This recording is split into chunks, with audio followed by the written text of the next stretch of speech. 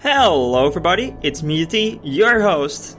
I'm glad to see you again, and you're watching City Skylines Snowfall. So, how did you like the time-lapse we just made? I hope you really loved it, because we did a lot of work on it, and yeah, we've got this entire new district. And a tiny district over here as well. You might see the new trees next to the roads. I was trying out something I just figured out. Apparently I can change the trees on the roadside, and that's really amazing, because that's something I've been looking for quite some while, because it just didn't really match with the surroundings. So last time we made this area over here, the green over Everland, with the roundabout, and this time I wanted to put in a roundabout as well, but this time it's connected to the main road. As you can see, we've got a new highway going all the way around in a circle here.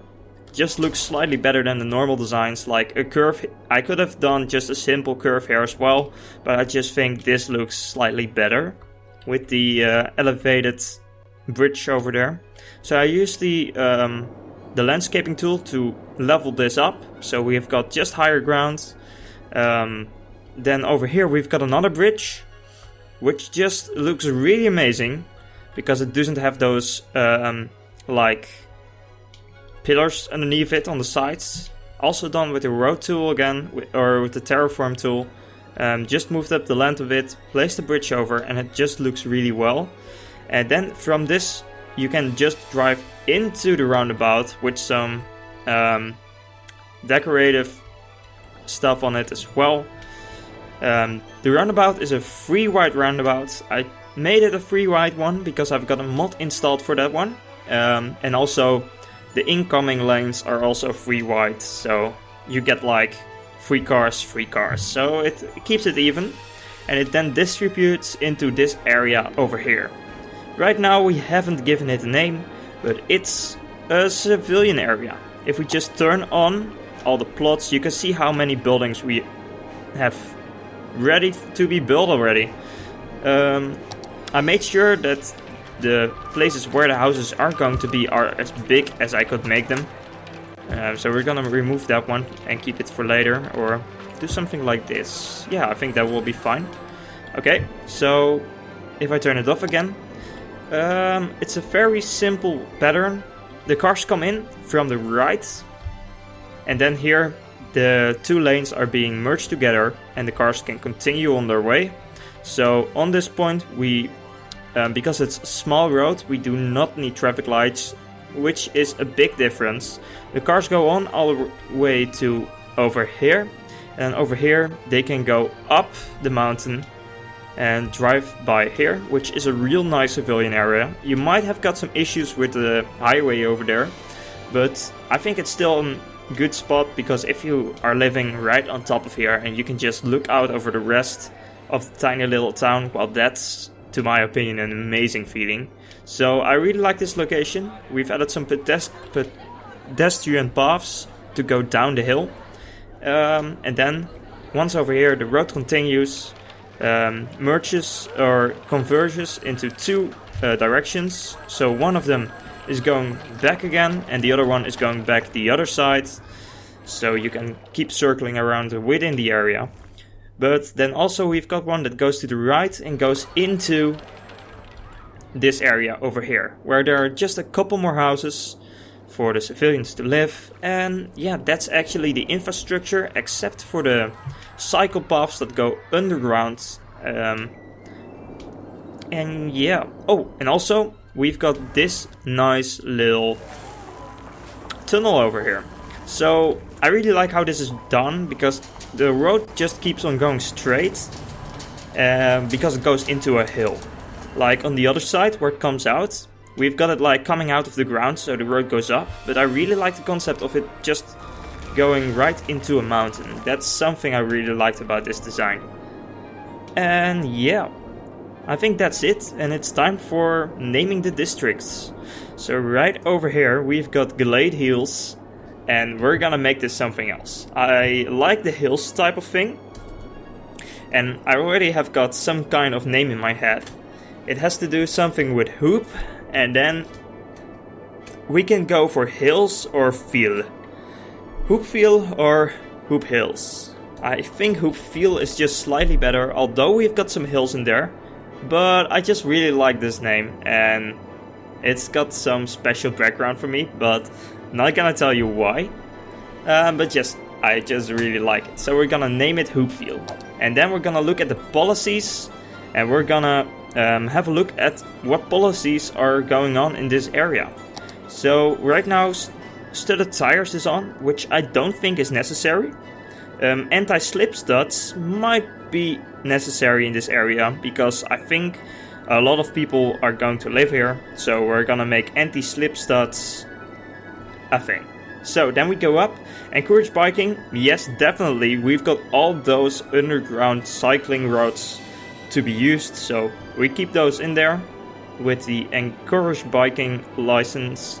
Then if we go up and have a look, high-tech housing we want to have here, and industrial spacing we turn off. Then we go to the taxation, and we're not gonna change anything. And in the services, we're gonna up the parks and recreation as well as the recreational use, and this will ensure that all the people in this area will get their maximum happiness. So that's it for this area. So we've done that, and we're going over to this tiny little area over here. So as you can see, it kind of goes around HoubVille. So this is a place where a lot of offices and shops are going to be.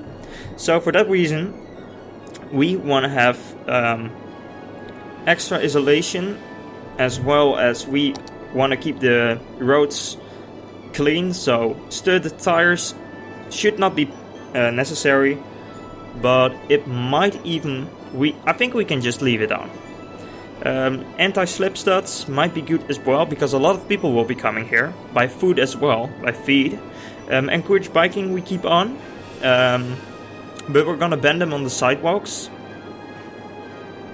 Then we're going to have a look at industrial space planning. We're gonna keep that one. Or no, we're gonna click on the big business benefactor, because we've got quite a number of businesses in there. Also the small business enthusiasts we keep on, and the industrial space planning for the offices. So it's gonna be like an industrial / shop area. Then once we go over to the other side again, we are going to select, let's see, park and recreations or recreational use. I think we're going for the recreational use. I think that one will be just slightly better. We still have to give it a name though. So, what will be a good name? It's going to be... I did remember one. Oh yeah, I know. The Hideouts.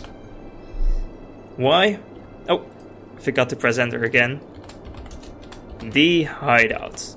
Well, I came up with this name in advance, so glad that I remember it now. And why are we gonna use it? Well, because it's kinda like a separate place of the city where a lot of people want to go to. It's going to be a place where people can just go away, get away from wherever they were, and just do their stuff inside the city. So that's why we're going into hideouts. If you're sick of just being at home with your parents, then the people can just come over to this nice shop area.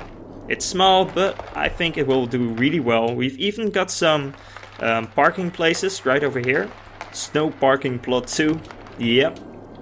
And I just think it will work out great. So, I think this was it for today's episode. I really hope you liked the time-lapse, as well as the little explanation of the area around here. And also, next time we're gonna work on